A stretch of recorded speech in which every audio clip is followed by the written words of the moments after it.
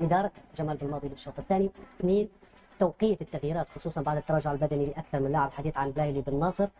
3 رياض محرز، واسم رياض محرز الكبير والكبير جدا لا يمس على سبيل التغييرات إذا لم يقدم الإضافة مع المنتخب الجزائري. وعندما تم إخراج بغداد بن جحوة والذي كان أجهز بدنيا من بلايلي بن ناصر، لماذا لم يبقى يلعب سليماني؟ لماذا لا يلعب المنتخب الجزائري بمهاجمين؟ تفضل لكم الكلام. يبدا عليك.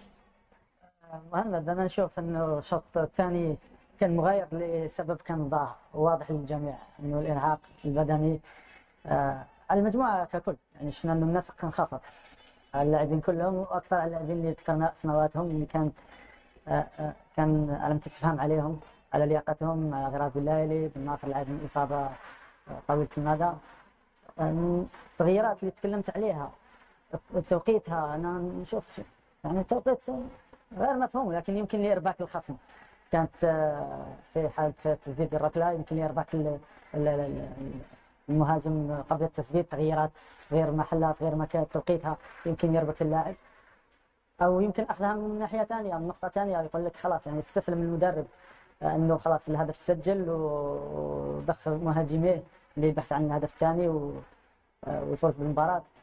من بعد نتكلم عن التغييرات خروج بلايلي وبنجاح. بلايلي كان متوقع على حالته البدنيه، يمكن تريث نوعا ما. تغيير رياض محرز كان خاصه لاحياء الجهه اليمنى اللي كانت غايبه تماما مباراه كامله، هجوميا كانت غايبه صراحه. طيب لكن والناس وين كان يلعب في نابولي؟ هو يلعب الحين في ليل دائما على الجهه اليمنى، حتى معنا في 2019 يعني نقول دائما على الجهه اليمنى. يعني تغيير واضح، تغيير للناس مع محرز.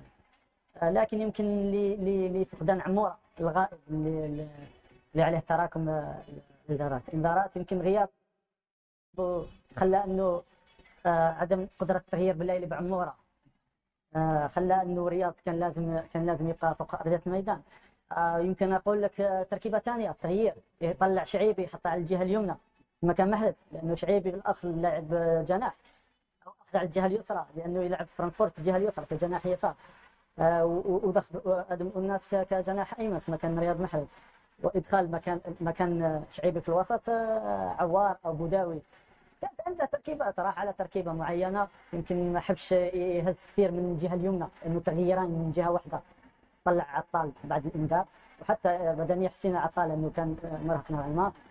قال لك في ذهنيته المدرب انه صعب تطلع لاعبين من جناح ويمين في مباراه واحده، راح يربك وتوازن الجهه كامله. انا اتوقع هذا اللي صار واللي صار في ذهنيه المدرب. تريك.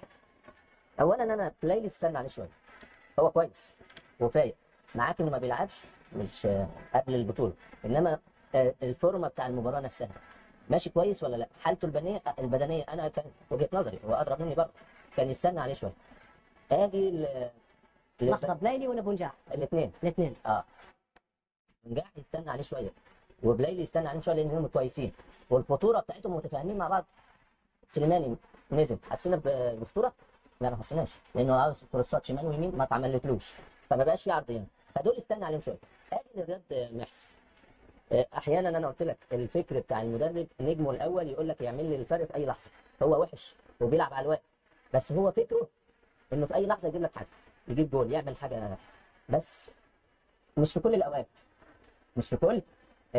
النهارده المباراه تقول لي لا انا لازم اغير محرز، النهارده تقول لي المباراه لازم اغير، لكل قاعده استثناء. القاعده النجم استنى عليه، الاستثناء بتاع النهارده هو بيلعب على الواقف، ما عملش سبرنت، فتعالى تشد قرصة ود، انزل يا الناس، العب على مركزك الاساسي ناحيه اليمين وخش في العمق عشان تعمل خطوره. وانت نفسك تركي قبل المباراه اكدت على ان المجموعه مصلحتها من مصلحه فوق مصلحه الفرد. ايوه عارف، ما انا بقول لك ده السنس اللي بيبقى عند المدرب واللعيب. النجم الاول او السوبر ستار بتاعه دي العلاقه ما بيه علاقه حساسه شويه، فيجي يقول له القاعده ان انت لا تمثل، بس لكل قاعده استثناء.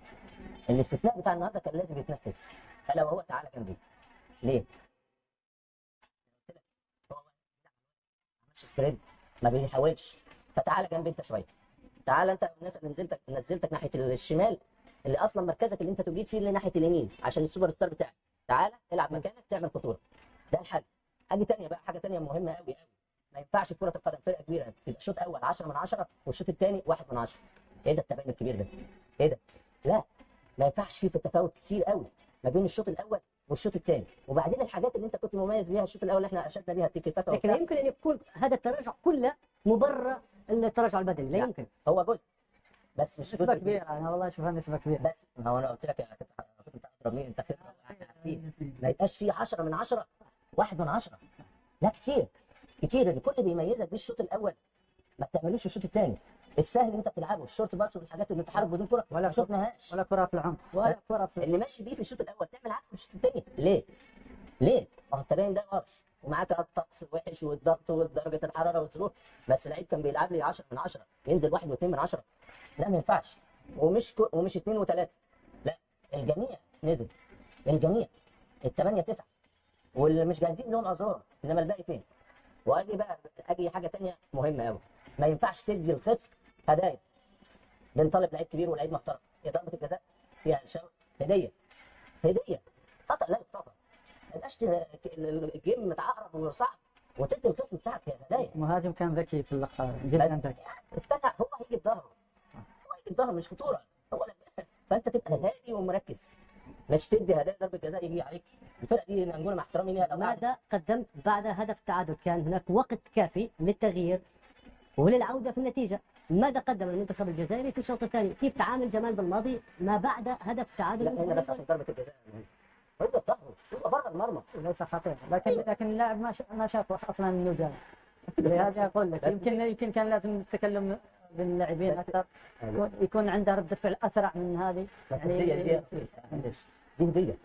صح هديه، لكن صعب التعامل معها كلاعب صراحه. لما تشوف اللاعب من خلفك انت في تردد تشتت الكره ولا توقفها يعني. ولكن من توافق انه هديه صراحه. هديه. المنتخب انجولا ده الفرقه دي لو لعبت 3 ساعات من غير ضربه الجزاء مش هتسجل. ما بيقولوا له ما فيش مقطع الدنيا. يا هديه ركنيه يعني الكره تقويين. وثاني هداف الدوري المصري. انما زي ما قلت لك، فالحاجات اللي المفروض المدرب في الشوط الثاني تغييراته تحسن فرقته، انجولا حسنت تغييراته حسنت. الجزائر لا. الجزائر لا، الاسباب اللي انا قلت لك عليها مهمه. فلعل تكون البدايه نوعا ما تتعلم منهم. يعني شفنا التباين الكبير ما بين منتخب مصر ومنتخب الجزائر.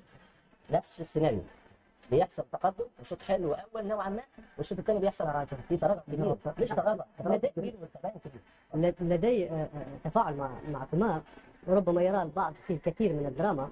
قام ب5 تغييرات جمال بالماضي فيما يتعلق بالحاله البدنيه ولم يتغير الحال. 5 تغييرات ولم يتغير الحال على المستوى البدني.